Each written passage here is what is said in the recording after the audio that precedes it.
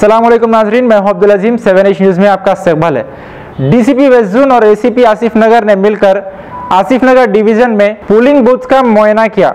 आइए देखते हैं 7H की ये रिपोर्ट। डिवीज़न के जितने भी पोलिंग स्टेशन है उसमें जो हाइपर क्रिटिकल है ये पोलिंग स्टेशन विज़िट करने मैं हमारे एसीपी और inspector local inspector sector SI के साथ आज चंद पोलिंग स्टेशन विज़िट करे।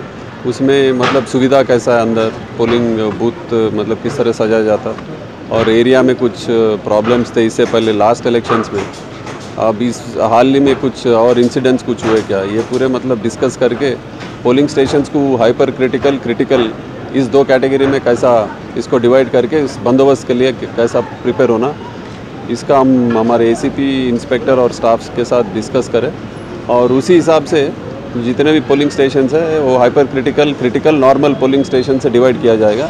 उसी हिसाब से बंदोबस्त भी करेंगे एरिया। यहाँ से कहाँ जा रहे हैं नेक्स्ट? अभी तो हो गया, अभी तो हम लंगर हाउस और आसिफ नगर जितने भी एरिया में हाइपर क्रिटिकल है ये पूरे पोलिंग स्टेशन विजिट कर लिए।